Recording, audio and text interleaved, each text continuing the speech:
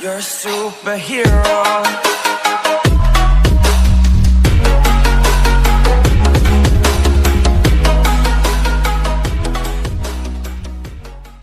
Hi, hello, namaste, sat sri akal, केम छो? Once again, welcome back to Rankers channel in the form of DM but English medium group tuition. And here is the finally awaited solution of your unit test.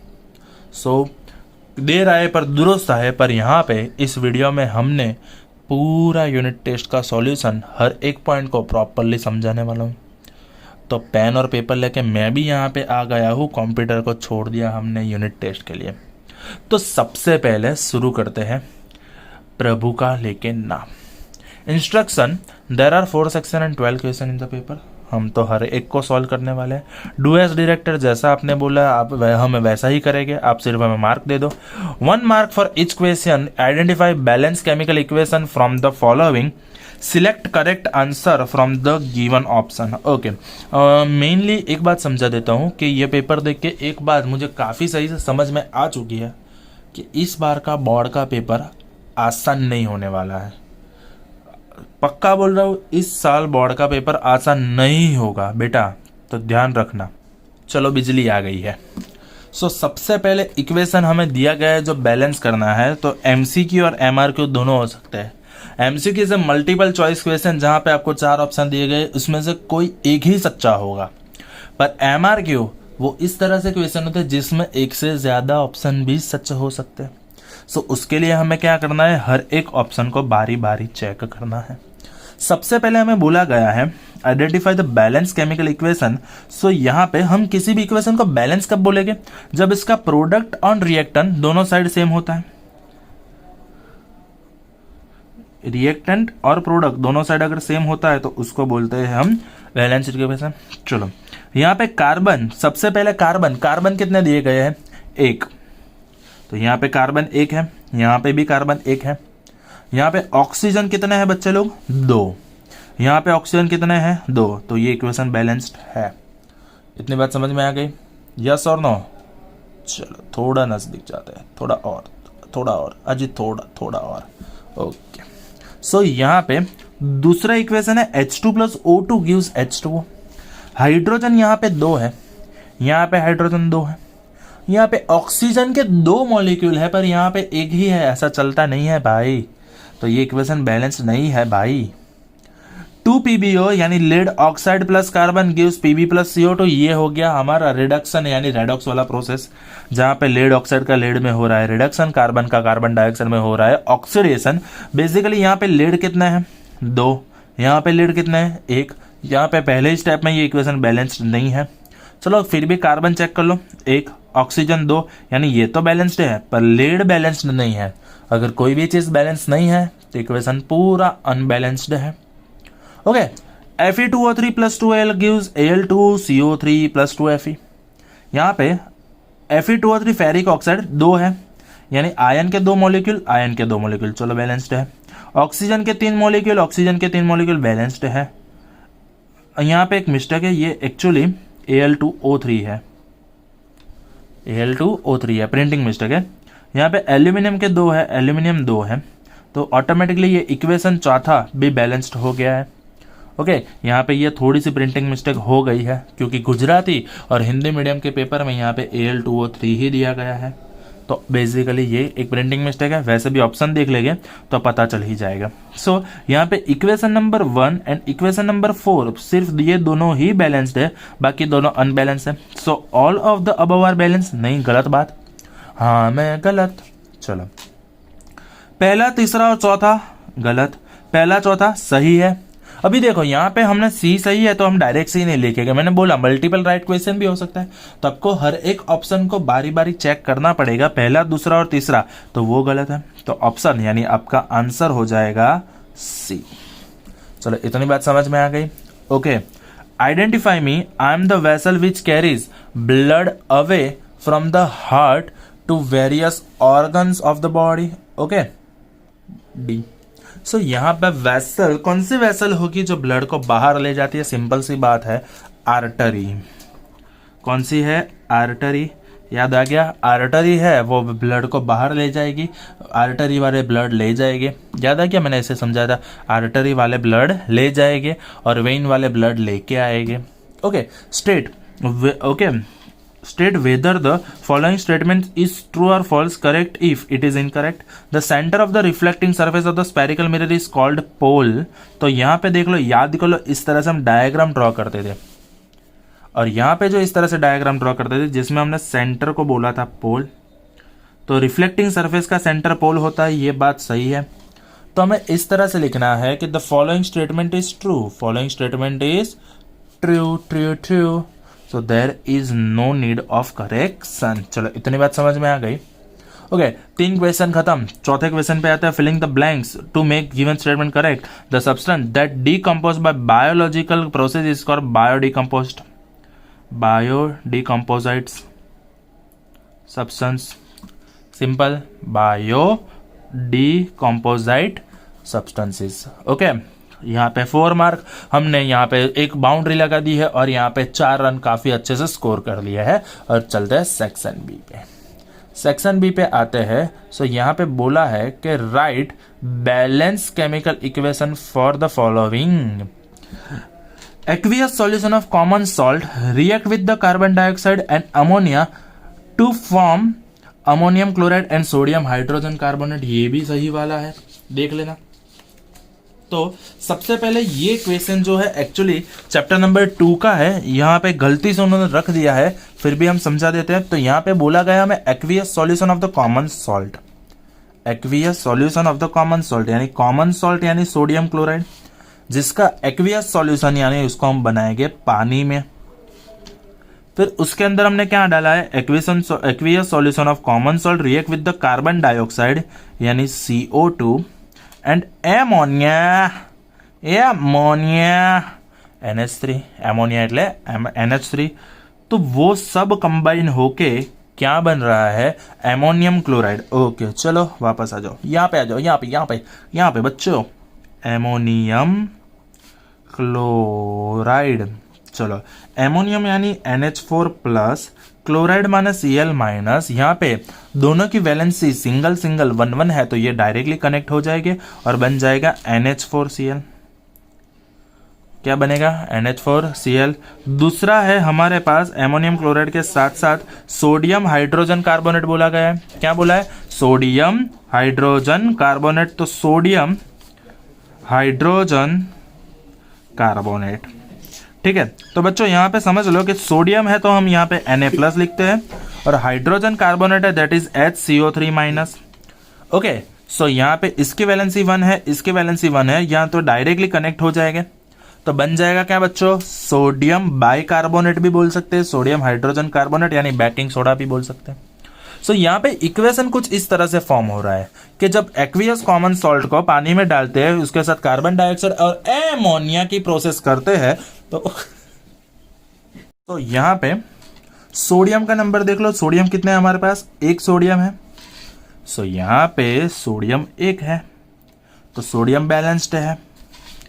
अब बात करते हैं chlorine की। हमारे reactant side chlorine की number है 1, chlorine 1 है, यहाँ पे भी क्लोरीन 1 है। हाइड्रोजन 2 और 3, टोटल हाइड्रोजन हमारे पास 5 है, ठीक है। H2O के 2 गिनो और एमोनिया के 3 गिनो। यहाँ पे एमोनियम के 4 और यहाँ पे सोडियम बाइकार्बोनेट का 1, टोटल 5, यानी हाइड्रोजन भी बैलेंस्ड है, ठीक है। ऑक्सीजन के नंबर, टोटल ऑक्सीजन 2 + 1 3 है। ऑक्सीजन टोटल कितने हैं हमारे पास, 3। यहाँ पे ऑक्सीजन देख लो 3। चलो, ऑक्सीजन तो डायरेक्टली बैलेंस्ड है। तो अब रह कौन गया, नाइट्रोजन। 1 नाइट्रोजन, यहाँ पे 1 नाइट्रोजन, इक्वेशन ऑलरेडी बैलेंस्ड है। तो बैलेंस्ड इक्वेशन इस तरह से फॉर्म होता है, NaCl + H2O + CO2 + NH3 gives NH4Cl + NHCO3। मैंने पहले भी बोला था कि इतने बड़े बड़े इक्वेशन याद नहीं रखने हैं, तो सिंपली आपको पता होना चाहिए कि सोडियम क्लोराइड तो NaCl है ही है, पानी तो H2O है, CO2 यानी कार्बन डाइऑक्साइड, एमोनिया तो वो NH3 है। पर एमोनियम क्लोराइड जैसे हार्ड वर्ड, तो एमोनियम के लिए हमारे पास पॉजिटिव आयन का टेबल है, क्लोराइड के लिए हमारे पास नेगेटिव आयन का टेबल है। उसमें से NH4 उठा लो, Cl- उठा लो, दोनों की वैलेंसी सामने कंपेयर कर दो, हो गया खत्म कहानी। ओके, तो यहाँ पे ये 5th वाला भी खत्म हो गया। अब यहाँ पे सिक्स्थ वाला जो मैंने आपको ह्यूमन डाइजेस्टिव सिस्टम में समझाया था कि the small intestine of the lion is shorter, the small intestine of the lion is shorter than the length of deer. क्यों? क्योंकि देखो यहाँ पे दो तरह के एनिमल की बात होती है। तो जब हम बात करते हैं स्मॉल इंटेस्टाइन के लेंथ के बारे में, तो स्मॉल इंटेस्टाइन की लेंथ डिपेंड करती है एनिमल के टाइप के ऊपर। यानी अगर एनिमल हर्बीवरस है तो हर्बीवरस एनिमल डिपेंड करता है हर्ब्स के ऊपर। हर्ब यानी बेसिकली वो प्लांट टिश्यू के ऊपर डिपेंड करता है, और प्लांट टिश्यू में होती है प्लांट की सेल वॉल, और सेल वॉल बनी होती है सेल्यूलोज की। किसकी बनी है बच्चा लोग? सेल्यूलोज की। अब देखो ये सेल्यूलोज है, वो सेल्यूलोज इजीली डाइजेस्टेबल नहीं है, तो यहाँ पे सेल्यूलोज का डाइजेशन थोड़ा सा हार्ड होता है, इसलिए हर्बीवरस एनिमल के स्मॉल इंटेस्टाइन की लेंथ थोड़ी ज्यादा होती है। But when we are talking about carnivorous, तो कार्निवरस में क्या होता है कि वो लोग डिपेंड करते हैं सिर्फ और सिर्फ beef, meat, animal fleshes. Okay, तो वो जब बीफ और मीट पे डिपेंड करते हैं तो वो बेसिकली एनिमल टिश्यू है। और एनिमल टिश्यू की बात करते हैं तो एनिमल टिश्यू में कभी भी सेल वॉल प्रेजेंट नहीं होता है। तो यहाँ पे एब्सेंस ऑफ सेल वॉल होता है, तो सेल्यूलोज नहीं है, और सेल्यूलोज नहीं है तो बीफ का डाइजेशन इजी हो जाता है। जब बीफ और मीट का digestion in compare to herbivorous easy हो जाता है, इसलिए कार्निवरस एनिमल होते हैं उसमें स्मॉलर इंटेस्टाइन की लेंथ थोड़ी सी छोटी होती है। दैट्स वाई, सो इसी कारण से the small intestine of the lion is shorter because lion is a carnivorous then in the length of the deer is a herbivorous. क्योंकि डियर को खाना है घास, घास में होती है सेल वॉल, सेल वॉल बनती है सेल्यूलोज की। सेल्यूलोज का डाइजेशन आसान नहीं होता, इसलिए उसका स्मॉल इंटेस्टाइन थोड़ा ज्यादा लंबा होता है। Okay, fill the missing detail in below table. यहाँ पे बोला गया है कि rear view in vehicle state type of mirror और लेंस यूज्ड। तो हमें रियर व्यू में, व्हीकल में रियर व्यू हमें चेक करना है, तो इसके लिए हम यूज करते हैं कॉन्वेक्स मिरर। तो ए का आंसर हो जाएगा कॉन्वेक्स मिरर। चलो क्वेश्चन ये है, अगर आपने चैप्टर नंबर 10 सही से करा है तो आपको पता होगा कि कॉन्वेक्स मिरर का ही क्यों हम इस्तेमाल करते हैं। बिकॉज कॉन्वेक्स मिरर में रेंज थोड़ी ज्यादा मिल जाती है, और मेनली उसमें जो भी इमेज फॉर्म होती है वो वर्चुअल एंड इरेक्ट ही होती है। तो उसका हमें ये फायदा मिल जाता है कि कभी भी इमेज समझ लो कि इन्वर्टेड नहीं आती है। अब आप रोड पे जा रहे हो और आपने पीछे देखा, मिरर में से पीछे देख रहे हो, और मिरर में पीछे देख रहे हो, पीछे एक टकला अंकल आ रहा है और वो उल्टा होके आ रहा होगा, तो आपको कैसा दिखेगा? ऑब्वियसली ऑकवर्ड हो जाएगा, मैं तो घबरा के गिर जाऊंगा। तो सिंपल सी चीज है, जब बात करते हैं कॉन्वेक्स मिरर की इस तरह से, तो ये हो गया हमारा केस नंबर 7, और कॉन्वेक्स मिरर का केस नंबर 1 और 2, जहां पे हम फोकस और सेंटर ऑफ कर्वेचर को इस तरह से शो करते थे। यहाँ पे मुझे बोला गया state the position and nature of position, nature and size of the image when object is placed at distance equal to focal length. यानी फोकल लेंथ जितना डिस्टेंस होगा उतने ही डिस्टेंस पे हम ऑब्जेक्ट को पुट अप करते हैं। सो यहाँ पे केस नंबर 2, ऑब्जेक्ट को कहीं पे भी प्लेस करो, बिटवीन इनफाइनाइट एंड पोल में कहीं पे भी आप प्लेस कर दो, यहां कर दो, यहां कर दो, यहां कर दो, यहां कर दो, कोई फर्क नहीं पड़ता, क्योंकि इमेज फॉर्म पोल और फोकस के बीच में ही होनी है। किस तरह से? याद कर दो rule number 1, light ray parallel to the principal axis passing through the focus. ये हो गया इस तरह से, समझ रहे हो? तो फर्स्ट रूल के हिसाब से लाइट रे इस तरह से आएगा और बाउंस होके इस तरह से जा रहा है। जब अकॉर्डिंग टू थर्ड रूल हमारा लाइट रे सेंटर ऑफ कर्वेचर में से इस तरह से बाउंस होके वापस वही डायरेक्शन में जाएगा।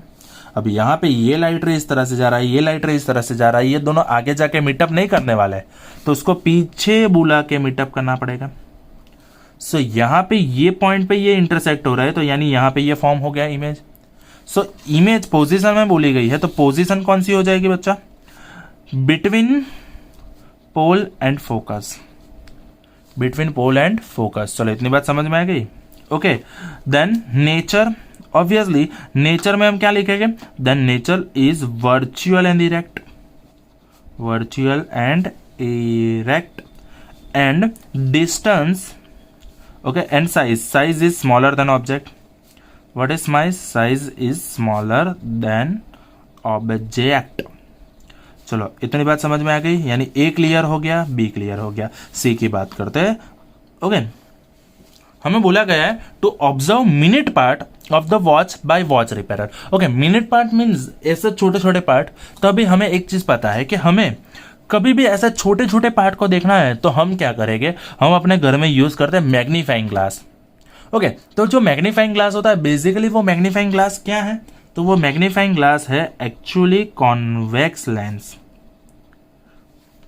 मैग्नीफाइंग ग्लास क्या है, कॉन्वेक्स लेंस। तो यहाँ पे हम समझ लो कि वॉच रिपेयरर कॉन्वेक्स लेंस का इस्तेमाल करेगा मिनट पार्ट को देखने के लिए। मिनट पार्ट एकदम छोटे छोटे होते हैं।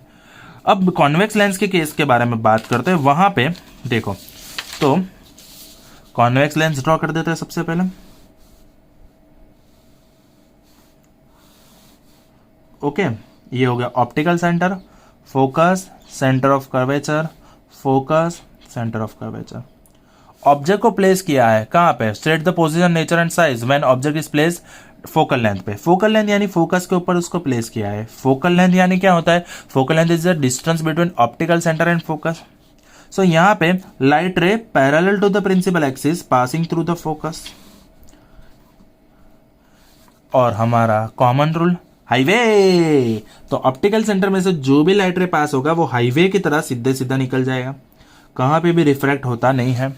अब देखो यहां पे ये जो दोनों लाइट है वो दोनों light parallel to each other है, ये दोनों light parallel to each other है। तो यहां पे ये दोनों लाइट एक दूसरे से पैरेलल है तो क्या होगा, तो हम ऐसा सोच रहे कि वो इनफाइनाइट पे मिलता है। तो हमारा समझ लो पोजीशन बोली गई है, तो पोजीशन कहां पे होगी, पोजीशन होगी एट इनफाइनाइट। पोजीशन कहां पे होगी, एट इनफाइनाइट। ओके, चलो nature obviously real and inverted, क्योंकि यहां पे देख लो ऑब्जेक्ट और इमेज दोनों लेंस के अलग अलग साइड पे इर्द गिर्द है, इर्द गिर्द इसलिए। And finally the size is much larger than object. Okay, तो यहां पे हमने दूसरे 8 मार्क यानी टोटल 12 मार्क को कवर कर लिया है। चलो इतनी बात समझ में आ गई आप लोगों को। ओके, तो ये हो गया हमारे यूनिट टेस्ट का पार्ट नंबर 1 यानी यूनिट टेस्ट का समझ लो पहला पेज खत्म कर दिया। अब चलते हैं यूनिट टेस्ट के दूसरे पेज में। ओके, तो यहाँ पे स्टार्ट करते हैं अपने श्री नरेंद्र मोदी जी से।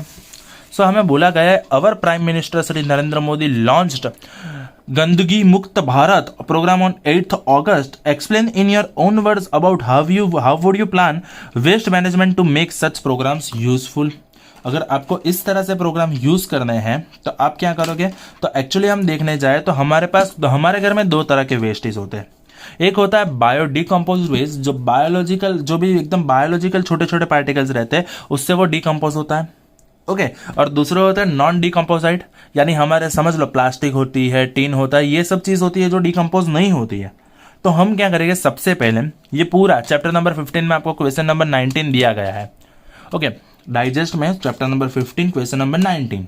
ओके, पर यहाँ पे हमें बोला गया है कि भाई हम कुछ नहीं करते, पहले 2 चीज समझ लो कि दोनों को हम अलग रखेंगे। जो डिकम्पोज होता है ऐसे वेस्ट को, जो डिकम्पोज नहीं होता ऐसे वेस्ट को, दोनों को हम अलग रखते हैं। जो डिकम्पोज होता है ऐसे वेस्ट को हम क्या करेंगे, घर के इर्द गिर्द, घर के आजू बाजू कहाँ पे खड्डा खोद लेंगे और गड्ढा खोदने के बाद वहां पे हम क्या करेंगे, उसको वहां पे गाड़ देंगे। तो उसमें से क्या मिल जाएगा, ऑटोमेटिकली हमें मैन्योर और फर्टिलाइजर मिल जाता है। क्या मिलता है, मैन्योर एंड फर्टिलाइजर। इतनी बात समझ में आ गई। ओके, तो जो नॉन डिकम्पोजाइट है यानी जो डिकम्पोजिशन जिसका आसानी से नहीं हो सकेगा, ऐसे वेस्ट को क्या करेंगे, तो ऐसे वेस्ट को रोज सुबह हमारे घर में आते हैं, गाड़ी वाला आया घर से कचरा निकाल, गाड़ी वाला आया घर से कचरा निकाल, तो उनको दे दो, उनको दोनों वेस्ट अलग करके दे दो, ताकि ये ऐसे जो नॉन डिकम्पोजाइट वेस्टेज है वो वेस्ट को वो क्या कर लेंगे, अलग रख देते हैं। दूसरी चीज, अब जो भी वेस्टेज हो रहा है वो वेस्टेज को आप कहीं पे भी नहीं डाल देते हो, ठीक है। पानी में डालना है नहीं, नदी में डालना है नहीं, ऐसा नहीं होता है। तो प्रॉपरली आपको अपने हिसाब से वेस्ट मैनेजमेंट करना है। और साथ में आपको ये लिख देना है कि आई टेक ओ so that I take O for गंदगी मुक्त Bharat, that I will always place कूड़ा और कचरा और वेस्ट इन वेस्ट बिन ओनली। सो ये हो जाता है। ये थोड़ा सा 8th नंबर का क्वेश्चन मैंने आपको थोड़ी सी अपने लैंग्वेज में समझाया, आपको प्रॉपर लैंग्वेज में लिखना है। हाँ, कुछ क्वेश्चन इस तरह से आएंगे जो आपको अपने लैंग्वेज में अपने हिसाब से लिखना होता है।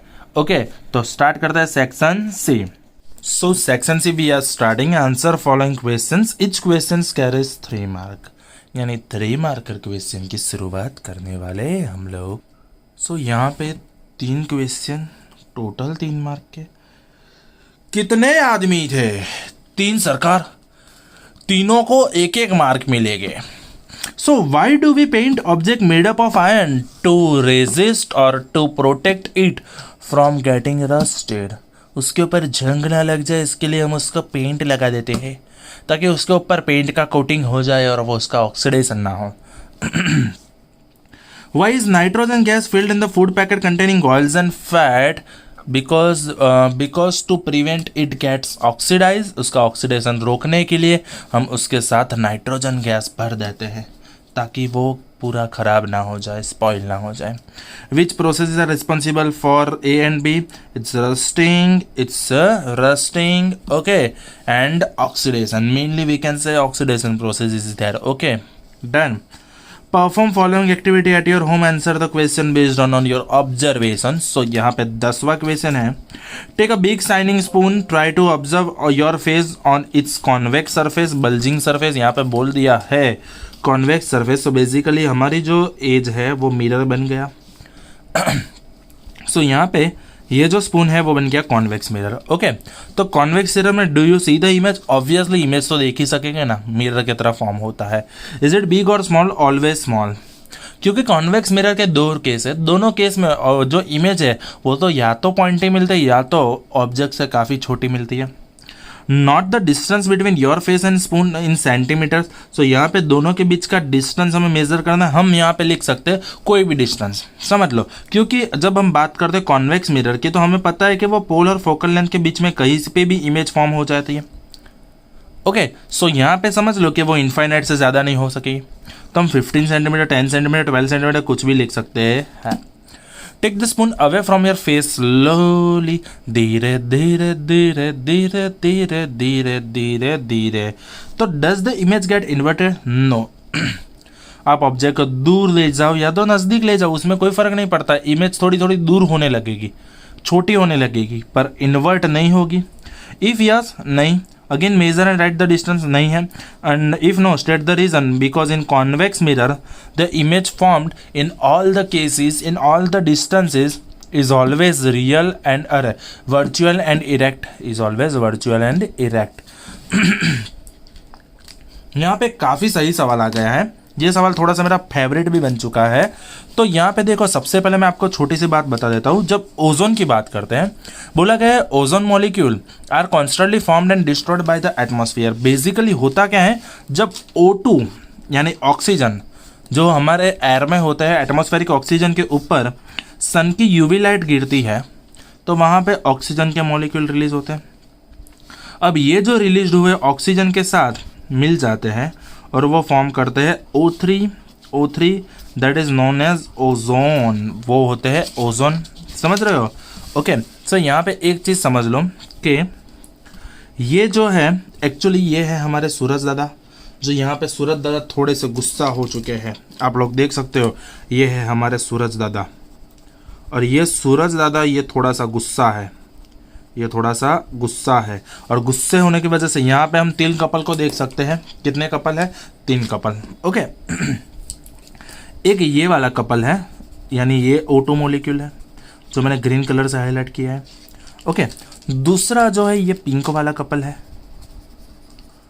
और तीसरा जो है वो ब्लू वाला कपल है। आपको अपनी मम्मी को इस तरह से ही समझा सकते हो, ठीक है? अब देखो, यहाँ पे ये दोनों की शादी हुई थी, तो ये जो बच्चा है ना, ये लड़के वालों की तरफ से, ये लड़की वालों की तरफ से। अब यहाँ पे क्या हो गया, ये दोनों का झगड़ा हो गया है। अब सनलाइट की वजह से क्या होता है, ये सनलाइट की वजह से उसके बाद यूवी लाइट गिरती है और झगड़ा होने की वजह से ये दोनों के बीच में ब्रेकअप हो जाता है।